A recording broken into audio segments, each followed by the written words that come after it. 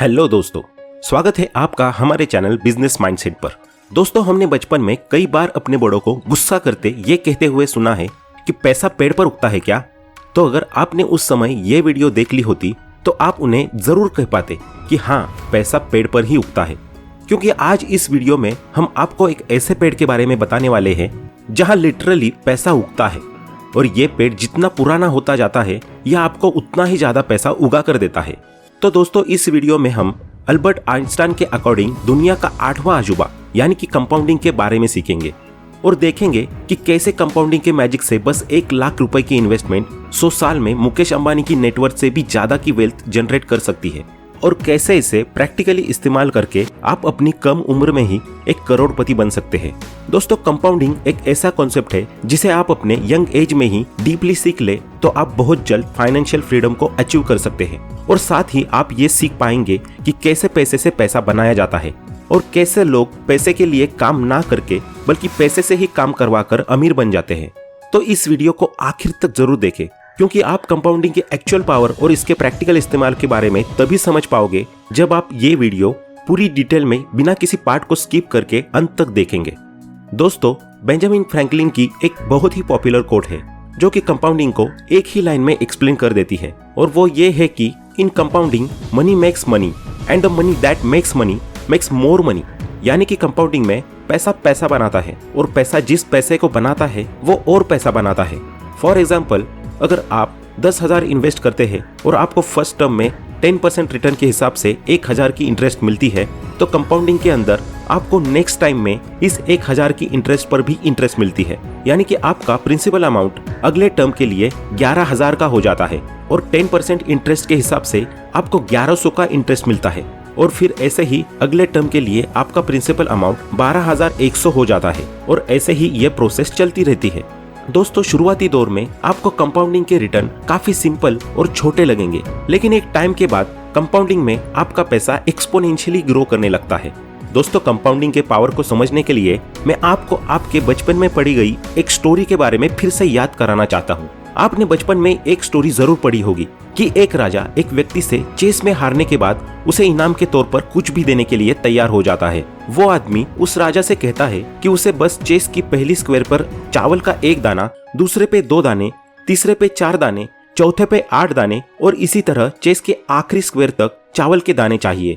उस राजा को ये बात पहली नजर में बहुत छोटी लगी और वो इसके लिए राजी हो गया।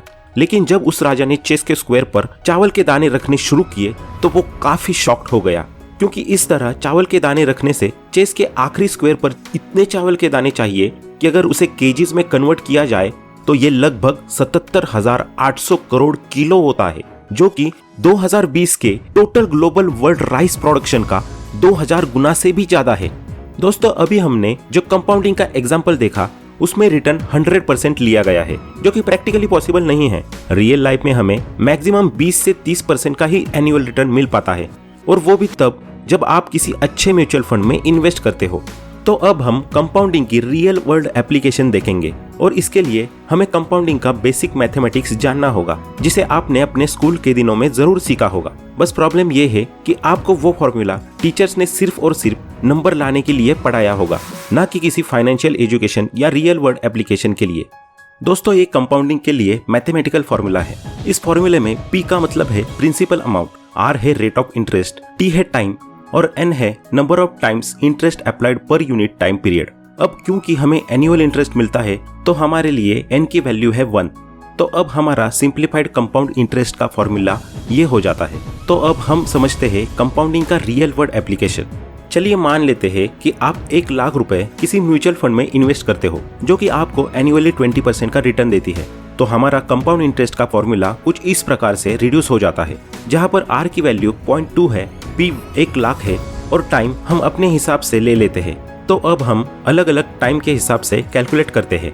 अगर हम 1 साल के लिए इन्वेस्ट करते हैं तो हमारे लिए T 1 होगा, 5 साल के लिए इन्वेस्ट करते हैं तो T 5 होगा, एंड सो ऑन।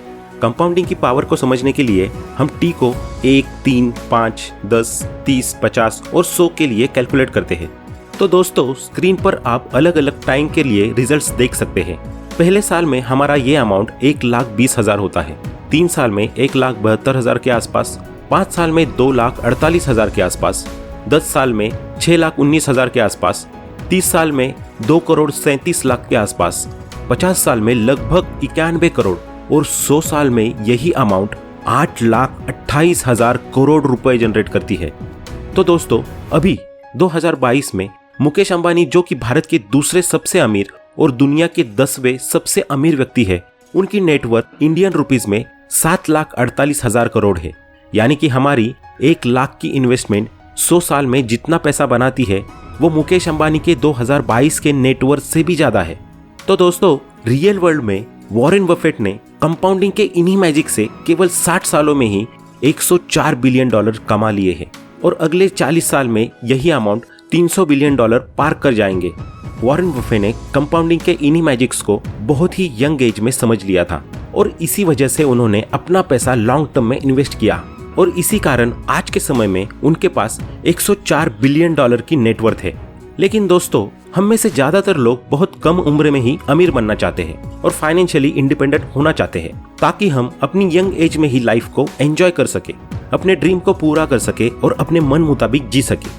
दोस्तों, कंपाउंडिंग की मदद से आप अपने 30s में ही करोड़पति बन सकते हैं, लेकिन इसके लिए आपको 10 साल के लिए रेगुलर इन्वेस्टमेंट करनी होगी। आप वन टाइम इन्वेस्टमेंट से इतनी जल्दी करोड़पति नहीं बन सकते, क्योंकि आपको पहले 1 करोड़ बनाने के लिए 25 साल तक इंतजार करना होगा। लेकिन वहीं आप अगर रेगुलर इन्वेस्टमेंट करते हो तो आप काफी जल्दी अपना पहला 1 करोड़ रुपए बना सकेंगे।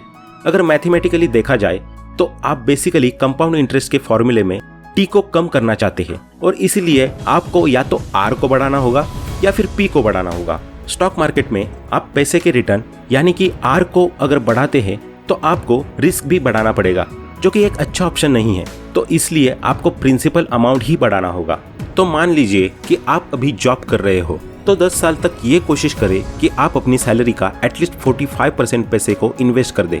यानी कि अगर आप 30,000 रुपए पर मंथ कमाते हैं तो उसका 45% यानी कि 13,500 रुपए इन्वेस्ट कर दें। हम ये मिनिमम मान के चल रहे हैं। अगर आपकी सैलरी ज्यादा है तो आप इससे कई ज्यादा इन्वेस्ट कर सकते हैं, यानी कि आप टाइम और भी ज्यादा रिड्यूस कर सकते हैं। दोस्तों, हम जानते हैं कि 45% मंथली सेव करना इतना आसान काम नहीं है, लेकिन अगर आप बेसिक फाइनेंस और मनी मैनेजमेंट सीख जाए तो आप इसे आसानी से कर सकते हैं। ऐसा आपको सिर्फ अगले 10 सालों के लिए ही करना है और उसके बाद आप अपनी लाइफ को फाइनेंशियली फ्री होकर जी सकते हैं। और मान लो कि आपने 25 साल की उम्र में ही अपना इन्वेस्टमेंट करना शुरू किया है और आप रेगुलर इन्वेस्टमेंट कर रहे हो, तो आप 35 से 40 साल की उम्र में ही करोड़पति बन सकते हैं, और वो भी 30,000 की सैलरी की मदद से। और अब आपके पास लाइफ एंजॉय करने के लिए एनर्जी और पैसा दोनों ही होगा। आपको अपना पहला 1 करोड़ बनाने में भले ही 10 से 15 साल लगे हो, लेकिन आपको अगर फाइनेंस की नॉलेज है तो आपको अपना दूसरा 1 करोड़ बनाने में 3 साल से भी कम वक्त लगेगा। अगर आपकी सैलरी ज्यादा है तो फिर आप 10 साल से भी कम समय में करोड़पति बन सकते हैं। और इसके बाद भी अगर आप अपने इन्वेस्टमेंट को और कुछ सालों के लिए कंपाउंड होने दे तो ये एक्सपोनेंशियली ग्रो करना शुरू कर देगी। तो दोस्तों, आपको ये वीडियो कैसा लगा कमेंट में बताएं और ये भी बताएं कि आपको नेक्स्ट वीडियो किस टॉपिक पर चाहिए। वीडियो पसंद आया हो तो लाइक करें और ऐसे ही वैल्यूएबल वीडियोस देखने के लिए हमारे चैनल को सब्सक्राइब करें। आपका कीमती समय देने के लिए धन्यवाद।